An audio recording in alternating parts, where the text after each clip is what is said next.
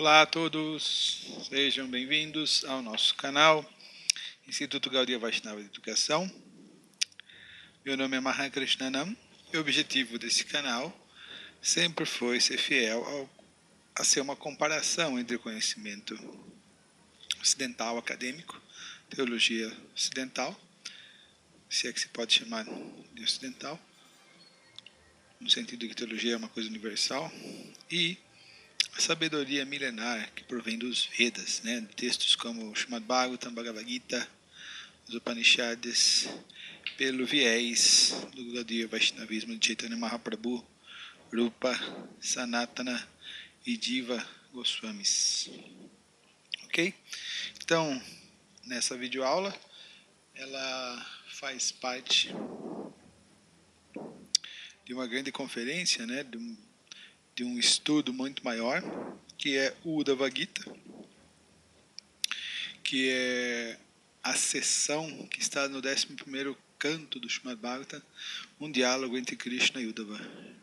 Então, junto com a Bhagavad Gita, junto com o Kapila Shiksha no 3º canto do Bhagavatam, são grandes sessões de conhecimento.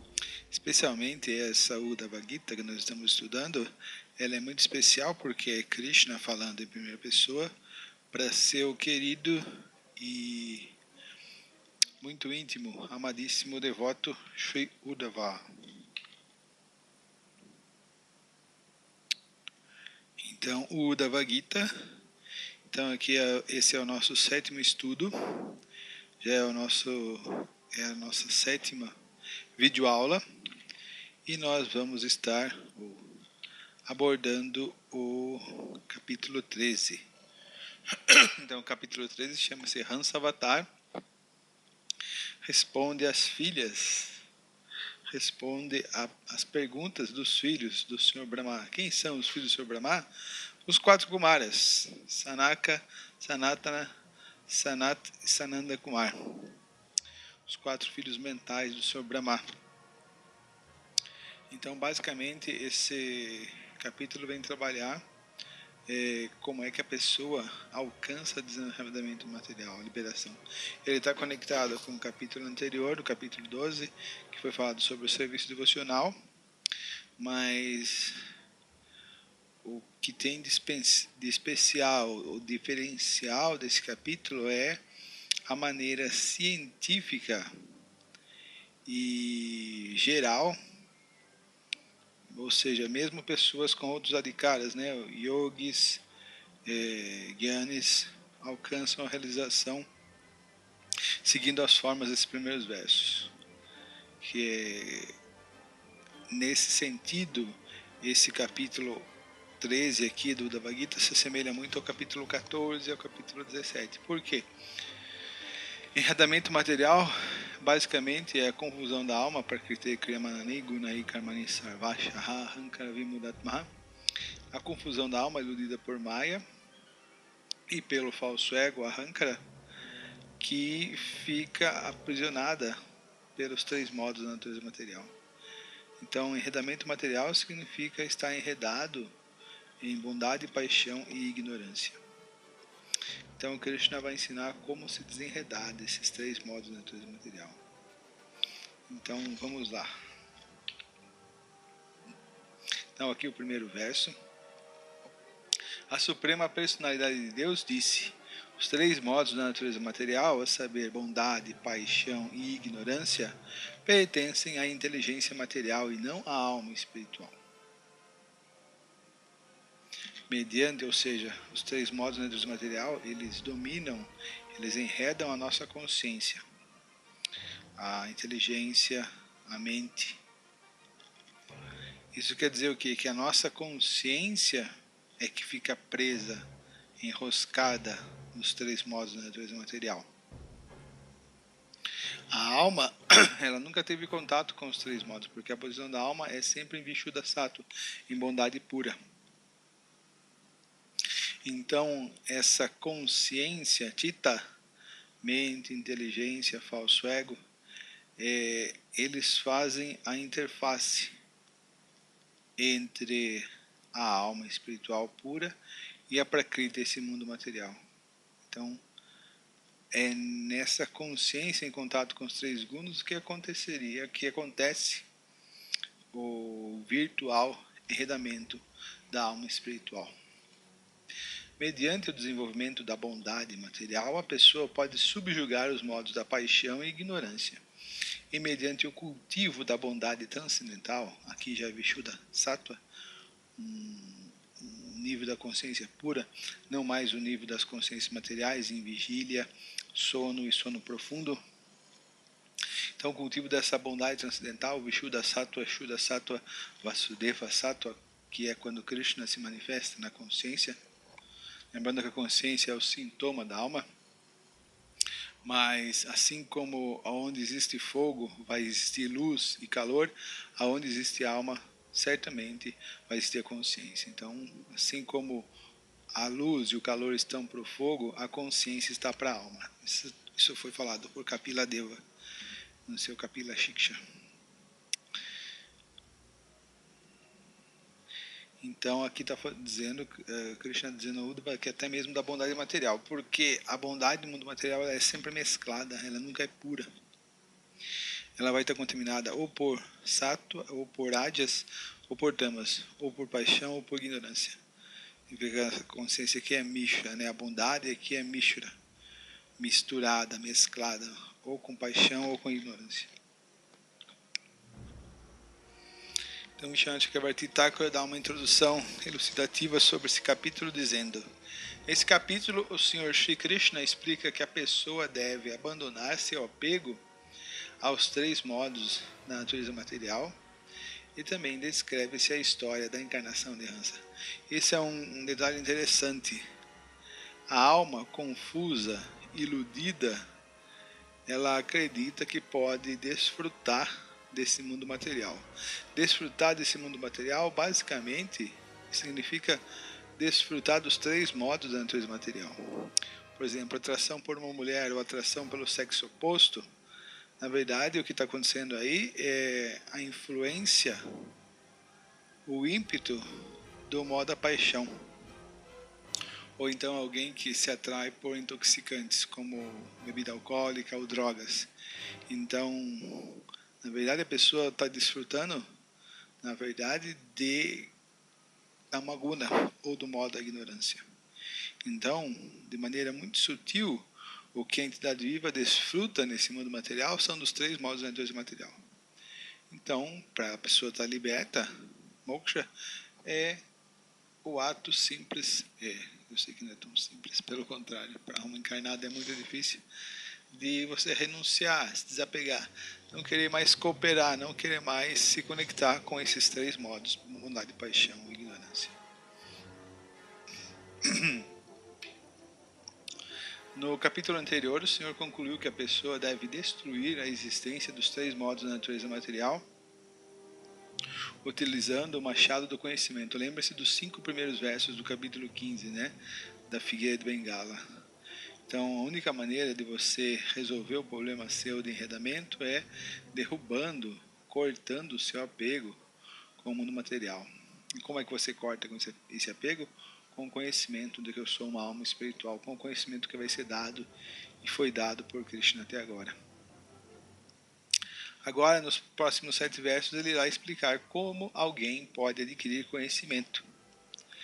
Os três modos da natureza material, bondade, paixão e ignorância, são qualidades da inteligência material. A pessoa deve se elevar acima do estado de ignorância, que é a causa do enredamento material. Deve-se conquistar os modos da paixão e ignorância pelo cultivo do modo da bondade, e então o modo da bondade pode ser transcendido, alcançando a plataforma de bondade pura. Aqui, um efeito especial. Aí, meu filho. O modo da bondade, o danado do modo da bondade. Aqui o verso 2, verso seguinte. Quando a entidade viva se situa fortemente no modo da bondade, então os princípios religiosos. Então, o modo da bondade significa o quê? Vida disciplinada, vida regulada, vida controlada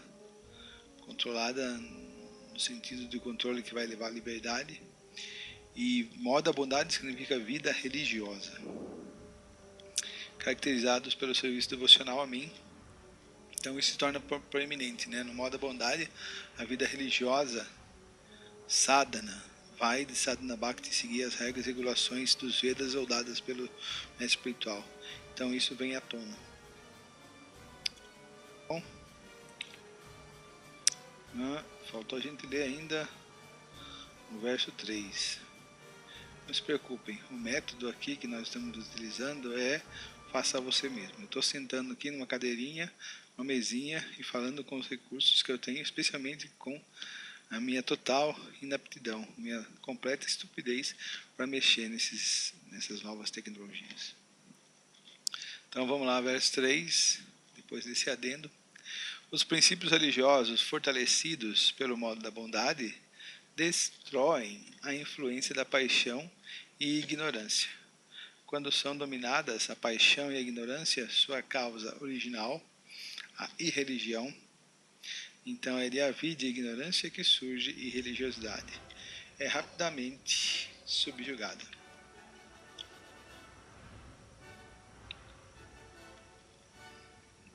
Aqui o verso 4. Segundo a qualidade das escrituras religiosas, da água, da associação com os próprios filhos ou com as pessoas em geral, o lugar em particular do tempo das atividades, do nascimento, da meditação, do cantar de mantras, dos rituais purificatórios, os modos da natureza sobressaem de diferentes maneiras. Então, a qualidade da água no modo da bondade significa que a água é pura, cristalina, você sente o sabor dela, né? Todos os minerais, o pH, está tudo muito bem equilibrado. Então os filhos são obedientes, são educados, e as pessoas elas têm que dar a associação pela qual nós evoluamos, nos purifiquemos. A qualidade do lugar é o lugar de peregrinação, o lugar santo. O tempo, o melhor de todos, é o Brahma Muhurta. As atividades do serviço devocional, nascimento, isso pode abrir para muita discussão. O ponto é que lembrem-se do 17º capítulo da Bhagavad Gita, aquilo que nós comemos, as pessoas com quem nós estamos, tudo isso é influenciado pelos 3 modos. Então nós temos que discriminar. Esse grupo de pessoas, ele tem influência do modo da bondade, paixão ou da ignorância. Esse local que eu estou frequentando, uma boate às 2 horas da manhã. Esse local, esse horário, essas pessoas, elas estão sobre que influência? Se elas estão sobre a influência da bondade, né, uma boate às 2 horas da manhã, então fique nesse local, cultive essas amizades, essas atividades que você está arrumando para a autorrealização. Porém, se você entende que uma boate às 2 da manhã, ela está influenciando de outros modos, talvez do modo da ignorância, pode ser, não sei. Então, abandone essas atividades, se é que você está interessado em autorização, se libertar desse mundo material. Então, veja com que interessante, aqui Krishna dá mais algumas dicas, mas basicamente é o mesmo conteúdo do capítulo 17º. Se você quer alcançar a autorização, religião, você tem que se situar no modo da bondade. Para você se situar no modo da bondade, você tem que se associar, fazer coisas que estão no modo da bondade. É bom para você refletir sobre isso. Questão de arbítrio. Desculpe que está faltando os acentos, porque essa fonte não deu a opção. Aqui, como nós usamos a nossa liberdade, o nosso poder de escolha. Nosso poder de escolha basicamente serve qual dos gunas eu vou me conectar. Entre os 10 itens que acabei de mencionar, os grandes sábios que compreendem o conhecimento védico recomendaram os que estão no modo da bondade. Criticaram e rejeitaram aqueles no modo da ignorância e mostraram indiferença àqueles que estão no modo da paixão. Porque no modo da paixão você vai continuar na forma de vida humana, vai continuar nesse planeta intermediário. O modo da paixão significa intermediário, né, entre ignorância, né, forma de vidas animalescas, planetas infernais. E o modo da bondade é o modo de vida religioso dos semideuses, os devas, os devotos de Krishna, os suras. até que reviva seu conhecimento direto a respeito da alma espiritual e afaste a identificação ilusória com o corpo e a mente materiais, a qual é causada pelos três modos da natureza material. Então, quanto mais eu cultivo atividades no modo da paixão e ignorância, mais eu vou ficar identificado com o meu corpo. Sou homem, sou mulher, sou brasileiro com muito orgulho, sou judeu, sou muçulmano. Então, no meu estado onde eu nasci, existem essas características, tem essa cultura, essa comida, e isso me dá muito prazer, isso dá um orgulho, né, a minha cultura. Tudo isso é identificação corpórea que vem nos modos da natureza material. Isso é enredamento para a alma. A pessoa deve cultivar aquelas coisas que estão no modo da bondade. Aumentando o modo da bondade, automaticamente pode-se compreender e praticar os princípios religiosos. É possível entender um pouquinho de Deus sem estar no modo da bondade. E mediante essa prática desperta-se o conhecimento transcendental. Então esse foi o verso 6 aqui do capítulo 13. Então o Krishna dá uma alegoria agora. Num bambuzal, aqui tem a foto do bambuzal, o vento às vezes fricciona os caules de bambus um no outro. E essa fricção gera um incêndio ardente que consome a própria fonte de seu nascimento, o bambuzal. Desse modo, o fogo se acalma por sua própria ação. Assim também, mediante a competição e interação dos modos da natureza material, são gerados os corpos materiais grosseiro e sutil. Se a pessoa usa a mente e o corpo para cultivar conhecimento, então tal iluminação destrói a influência dos modos da natureza que geraram seu corpo. Assim, tal qual o fogo, o corpo e a mente são purificados por suas próprias ações ao se destruir a fonte do nascimento deles. Então, nosso corpo, nosso condicionamento, ele está cravado, ele surge da associação com o modo da paixão e da ignorância. Então, a partir do momento que você não se associa, não se conecta mais com paixão e ignorância, o seu enredamento acabou. Da mesma forma que o incêndio, quando acaba o combustível, que é a sua fonte original, o fogo também se apaga. Aqui Krishna dialogando com Uddhava, instruindo Uddhava. Shri Uddhava disse: meu querido Krishna, em geral os seres humanos sabem que a vida material traz grande infelicidade futura. Contudo, eles tentam desfrutar a vida material. Ou seja, o negócio machuca, o negócio faz arder, mesmo assim a gente quer. Meu querido senhor, como pode alguém que tem conhecimento agir como um cão, um asno ou um bode? Um cão, um asno ou um bode. Então o cão, ele é uma figura que ilustra a depravação sexual, porque o cão, ele pode ter sexo mesmo com sua mãe, mesmo com suas irmãs, até mesmo com seus filhos. Então esse é o cão. E o asno, ele é famoso por transportar cargas muito grandes, né? Um animal muito forte, muito rústico, mas que no trabalho ele consegue carregar grandes fardos. Assim o homem inserido no mundo material, ele carrega grandes fardos também, né? Trabalha com um asno, acorda às 5 da manhã, vai para o trabalho simplesmente para sustentar esposa e filhos. Então, essa natureza desse trabalho árduo, que não indaga sobre a verdade absoluta, que não se ocupa em responder as perguntas, quem sou eu, de onde venho e para onde vou, essa é a natureza do asno. E o bode, qual que é a característica do bode? O bode come qualquer coisa, rapaz. O que você jogar lá, espinho, qualquer coisa que você jogar para o bode manda ver.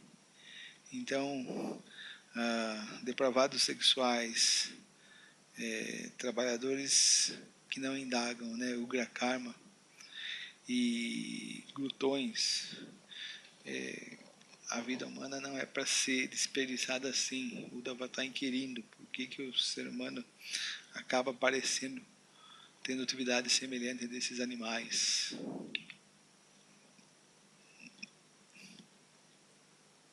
A Suprema Personalidade de Deus disse: meu querido Uddhava, alguém destituído de inteligência primeiro se identifica erroneamente com o corpo e mente materiais, e quando tal conhecimento falso surge dentro de sua consciência, a paixão material, a causa de grande sofrimento, grande ansiedade, depois grande frustração, penetra a mente, que por natureza está situada no modo da bondade. A mente está no modo da bondade e a inteligência está no modo da paixão, porque a inteligência é o que organiza as coisas do mundo material e a função da mente é pensar em Krishna, por isso ela está no modo da bondade. Então a mente, contaminada pela paixão, absorve-se em fazer e mudar muitos planos para o avanço material. Então a mente que tem a natureza de pensar em Krishna começa a pensar em coisas materiais. Assim, por pensar constantemente nos modos da natureza material, a pessoa tola se aflige com intoleráveis desejos materiais. Quem não controla os sentidos materiais cai sob o controle dos desejos mundanos e então fica confundido pelas fortes ondas do modo da paixão. Lembre-se, o modo da paixão significa desfrutar desse mundo material. Tal pessoa executa atividades materiais apesar de ver claramente que o resultado será infelicidade futura. Ou seja, o sujeito vê que isso vai dar ruim, isso não vai dar certo, mas mesmo assim ele ainda continua, ele tem esperança que de alguma maneira ele vai conseguir driblar e vai, só ele, né? Ele vê um monte de gente que quebrou a cara, mas ele vai se dar bem, ele vai sair feliz. Os outros não eram tão inteligentes, tão espertos. Eu sou esperto, eu vou me dar bem. Aqui Krishna instruindo Uddhava e Maitreya está de papagaio de pirata lá no fundo da cena.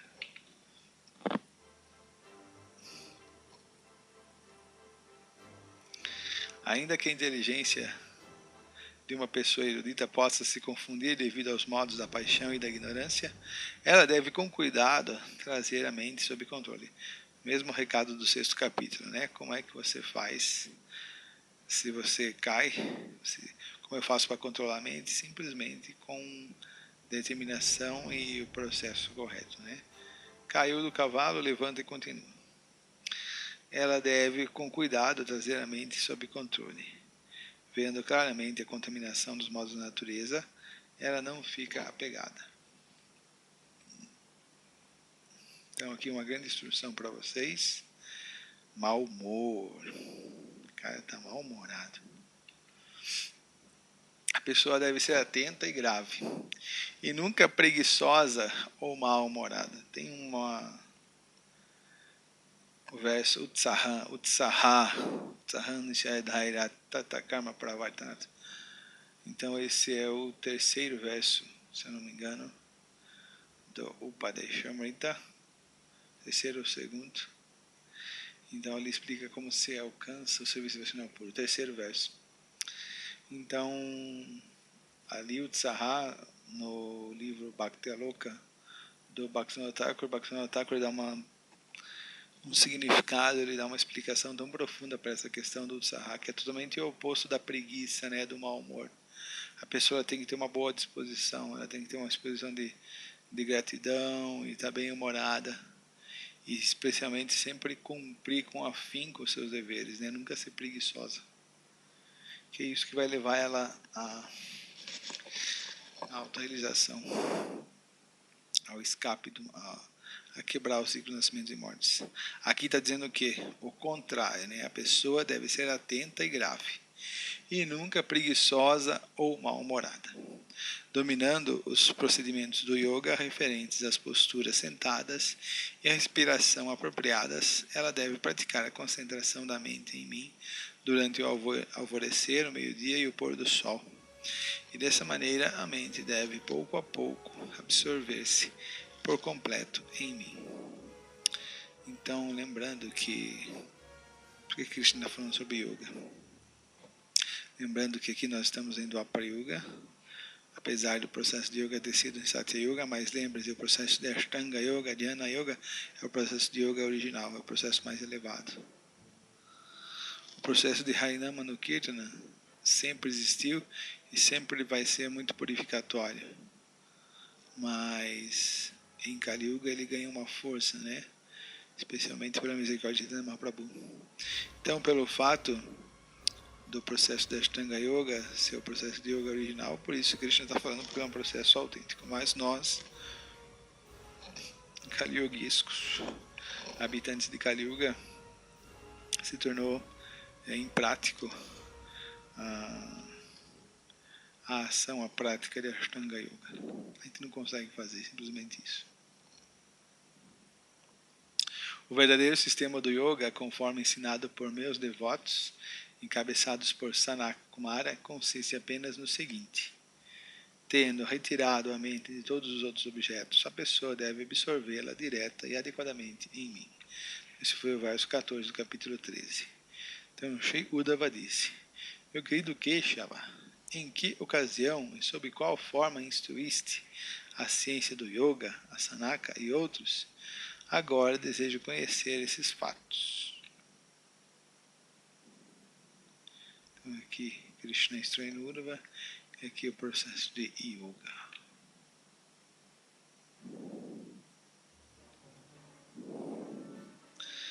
Então, essa curiosidade do Uddhava vai levar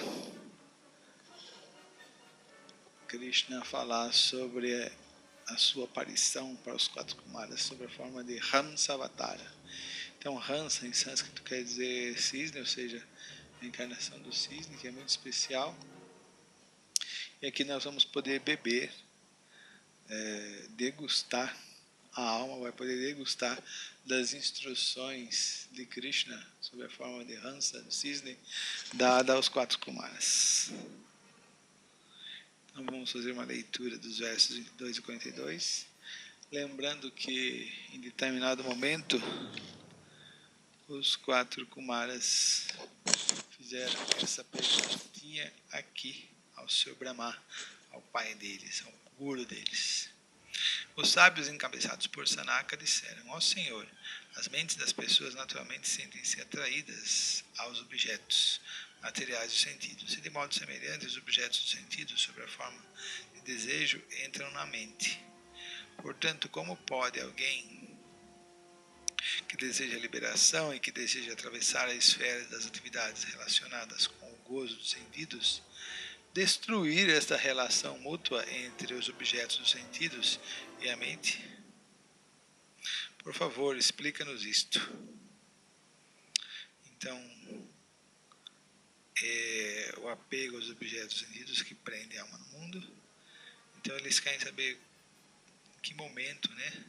Como alguém pode desejar liberação e que deseja atravessar a esfera das atividades relacionadas com o gozo, mas mesmo assim ainda se sente atraído por ele, às vezes cultiva isso, né? Então os 4 Kumaras fizeram essa pergunta ao Sr. Brahma. O Sr. Brahma pensou, coçou a cabeça e ficou atônito, não conseguiu responder. Então, sabendo disso, o Sr. Krishna aparece sob a forma de cisne e eles vão levar essa pergunta também ao Sr. Vishnu Hansa Avatara. Vamos lá então ler os versos selecionados.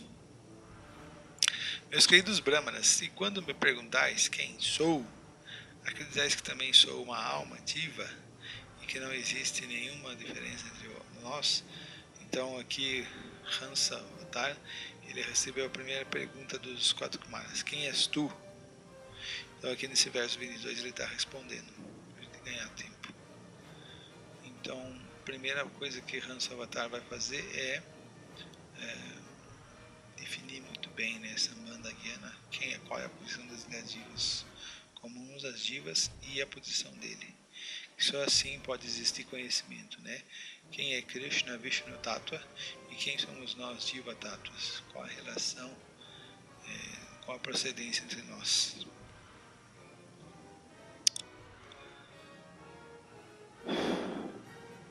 Meus queridos Brahmanas, se quando me perguntais quem sou, acreditais que também sou uma alma diva, que não existe nenhuma diferença básica entre nós, já que todas as almas são em última análise unas e sem individualidade, então como pode vossa questão ser plausível ou apropriada? Afinal de contas, qual é a verdadeira situação ou lugar de repouso de vós e de mim? Qual refúgio, qual é a nossa caridade, quem nós somos? Tanto eu, Vishnu, quanto vocês, almas condicionadas ou almas espirituais.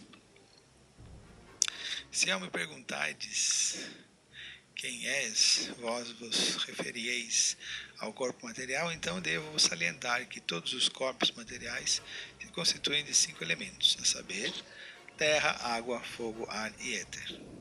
Então, deviam ter perguntado, quem sois vós? Sois vós 5. Se considerais que todos os corpos materiais são, em última análise, unos, constituídos em essência dos mesmos elementos, então vossa pergunta ainda não tem sentido, pois não haveria um propósito profundo em distinguir um corpo de outro. É que é tudo feito de 5 elementos. Logo, parece que ao perguntardes minha identidade, estáis apenas falando palavras sem nenhum sentido ou propósito verdadeiro. Parece que o cisne danado estava fazendo umas piadas também, tirando uma ondinha. Dentro deste mundo, tudo que é percebido pela mente, fala, visão ou outros sentidos, sou eu somente e nada além de mim. Essa é a visão perfeita do modo da bondade, né? Todos vós, por favor, compreendem isto mediante uma análise direta dos fatos.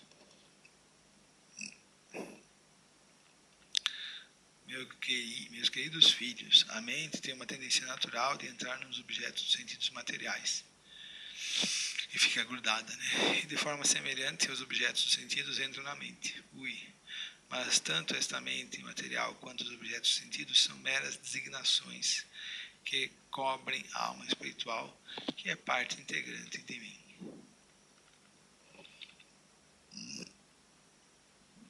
O que foi isso? Verso 26.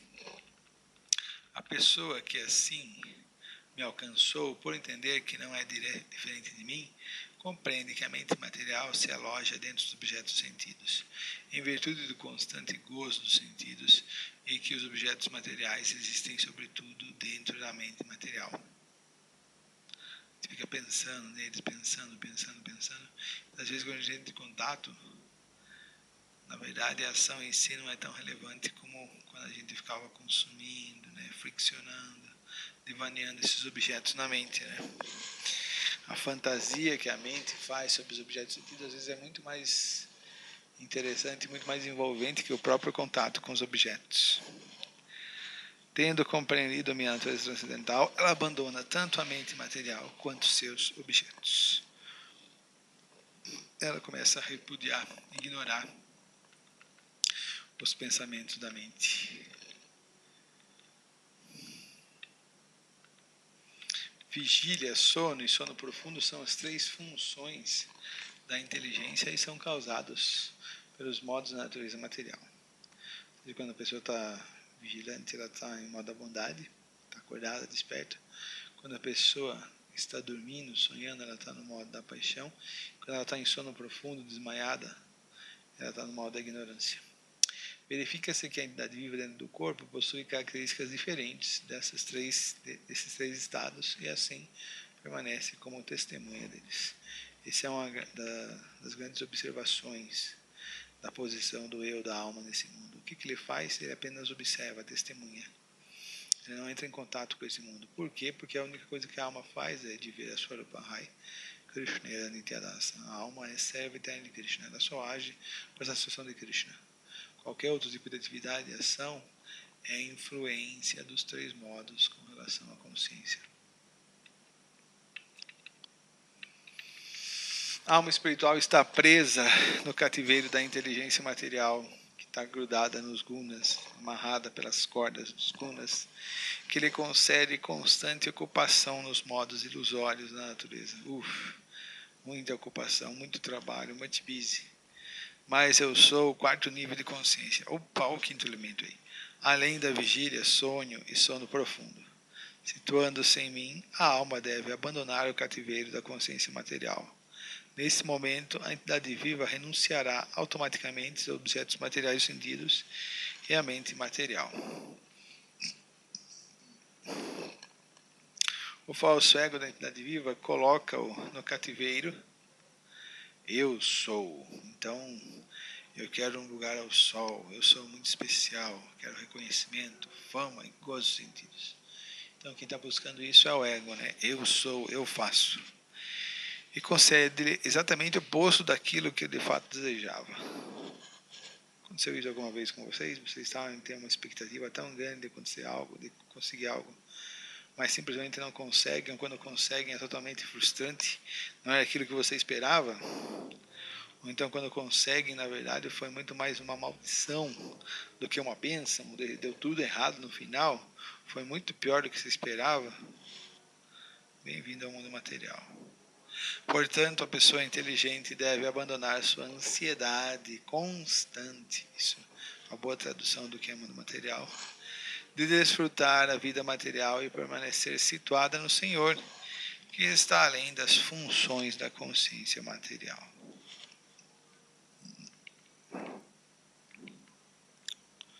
Verso 30. Calma lá que falta só mais 12. Segundo minhas instruções, a pessoa deve fixar a mente apenas em mim, Krishna. Se, contudo, ela continua a ver muitos diferentes valores, lembre-se do capítulo 2 da Bhagavad Gita também, né?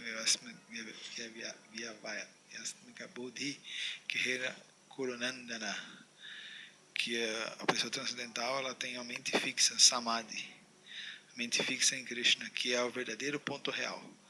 A pessoa que está iludida pela energia material, a viva, ela tem uma inteligência ramificada, ela pensa que existem muitos objetivos e muitas coisas para se fazer nesse mundo.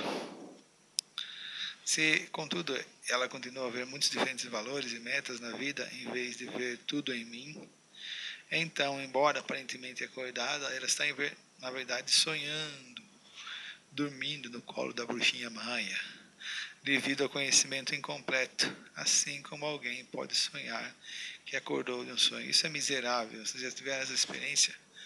Você está dormindo, você percebe que você está dormindo, sonhando, aí você quer acordar.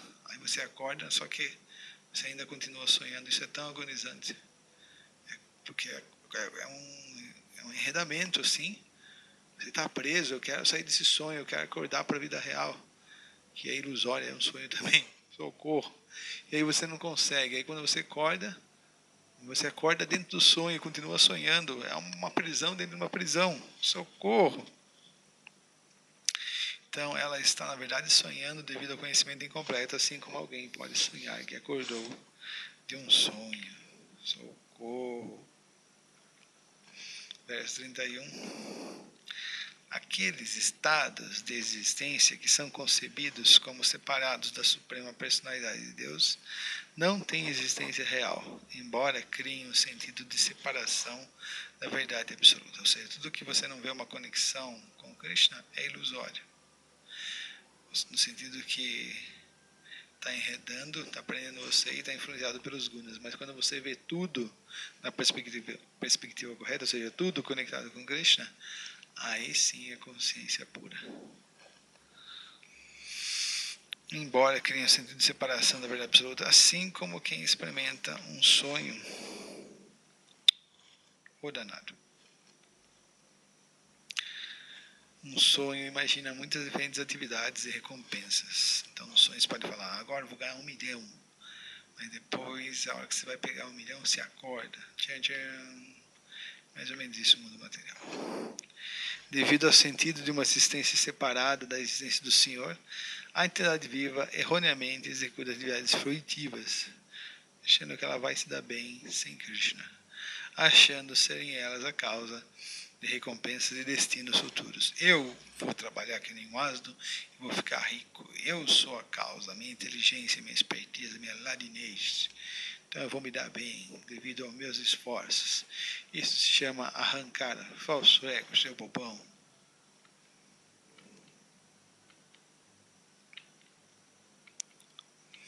Quando acordada, a entidade viva desfruta com todos os sentidos as efêmeras características do corpo e da mente materiais. Sonhando, desfruta experiências semelhantes dentro da mente. E em profundo sono, em sonhos, todas essas experiências fundem-se em ignorância. Acabam em nada, né? Por lembrar e contemplar essa sucessão de vigília, sonho e sono profundo, a entidade viva pode compreender que ela é a mesma durante todas as três fases de consciência e é transcendental, tá? A parte, né? Dessa maneira, ela se torna senhor dos sentidos devido ao conhecimento. 33. Deveis considerar como, pela influência de minha energia ilusória, artificialmente imaginastes que esses três estados da mente, causados pelos modos da natureza, existiam em mim.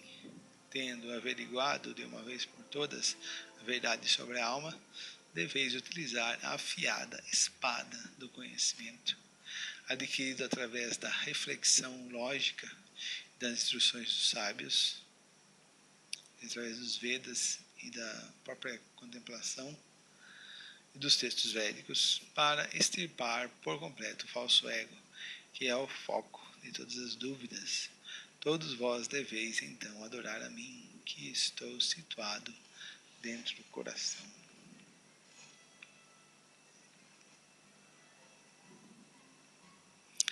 Deve-se ver que o mundo material é uma ilusão distinta que aparece na mente, porque os objetos materiais têm uma existência extremamente fugaz, que nem bolha de sabão, e hoje estão aqui e amanhã se foram. Pode-se compará-los à linha vermelha criada através do ato de girar uma vara em chamas. Esse é muito bom exemplo. Parece que faz um círculo de chama, né? Mas não existe um círculo de chama, um círculo flamejante. A alma espiritual existe por natureza no estado único de consciência pura. Contudo, nesse mundo ela aparece em muitas diferentes formas e níveis de existência material. Os modos da natureza dividem a consciência da alma em vigília normal, sonho e sono sem sonho. Todas essas variedades de percepção, todavia, na verdade, são Maya e existem apenas como um sonho. Tendo compreendido a natureza temporária e ilusória das coisas materiais e tendo assim afastado sua visão da ilusão, a pessoa deve permanecer sem desejos materiais, sem a esperança de ser feliz nesse mundo. Por experimentar a felicidade da alma, lembre-se do gosto superior, que foi explicado por Krishna também no capítulo 2, ela deve abandonar o falar e as atividades materiais. Se às vezes tiver de observar o mundo, tiver algum compromisso, ela deverá lembrar-se que ele não é a realidade última e por isso ela o abandonou. Por meio de tal lembrança constante até a hora da morte, ou seja, a prática não vai ter aposentadoria, não vai ter folguinha não. Ela não voltará a cair em ilusão. Assim como um bêbado não percebe se está usando casaco ou camisa, ou calça ou cueca, de forma semelhante, aquele que é perfeito em autorização e que assim alcançou sua identidade eterna, não percebe se o corpo temporário está sentado ou de pé. Ele está completamente em samadhi, né? Na verdade, se pela vontade de Deus o corpo se acaba, ou se pela vontade de Deus a alma autorizada obtém um novo corpo, ela não o percebe, assim como o bêbado não percebe a situação de sua roupa externa.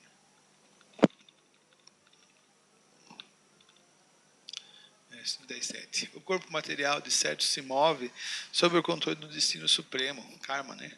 E deve, portanto, continuar a conviver com os sentidos e o ar vital enquanto estiver em vigor o karma da pessoa.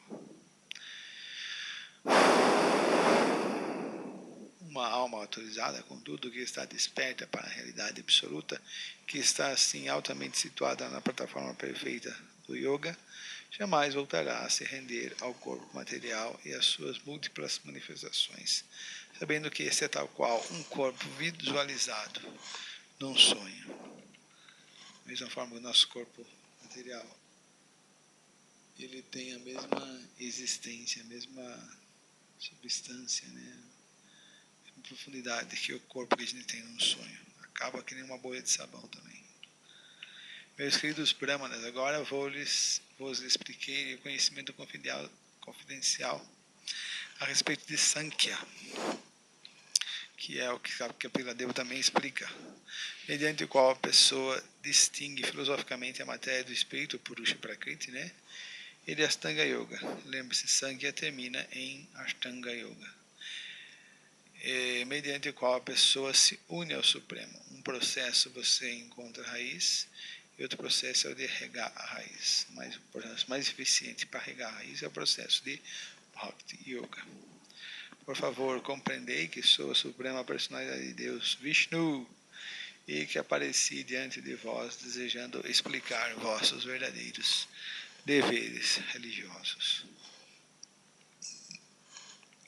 Ao melhor dos Brahmanas, por favor, ficai sabendo que sou o refúgio supremo do sistema de yoga, da filosofia analítica, da ação virtuosa, dos verdadeiros princípios religiosos, da força, da beleza, da fama e do autocontrole.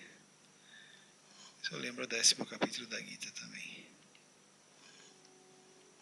Todas as qualidades transcendentais, superiores, tais como estar além dos modos da natureza, ser desapegado, ser o bem-querente, ser o mais querido, ser a super-alma, estar igualmente situado em toda parte, estar livre do enredamento material. Todas essas qualidades, livres das transformações das qualidades materiais, encontram em mim, Krishna, seu refúgio e objeto de adoração. Meu querido Uddhava, dessa maneira todas as dúvidas dos sábios encabeçados por Sanaka foram destruídas por minhas palavras. Adorando-me plenamente com amor e devoção transcendentais, eles cantaram Hare Krishna, minhas glórias, com excelentes hinos. É o mantra Hare Krishna, eles cantaram. Os maiores dos sábios encabeçados por Sanaka Rishi assim me adoraram e glorificaram perfeitamente. E enquanto o Senhor Brahma olhava, regressei à minha própria morada. Então aqui encerram os seus significados. Então aqui podemos desligar, salvar as alterações, que está cheio de erro que eu corrigi. Aqui então o verso 42. Aqui Krishna Prabhupada, meditando em Krishna, Hare Krishna. E provavelmente vamos ter mais continuações ainda. Tá bom? Então, muito obrigado pela atenção. Para aqueles que assistiram essa videoaula até o final sobre o Bhagavad Gita, capítulo 13, como que nós podemos nos libertar do enredamento material, a questão dos gunas, o conhecimento mais confidencial. Muito obrigado. Tenha um bom dia, uma boa tarde, uma boa noite. Hare Krishna e tchau!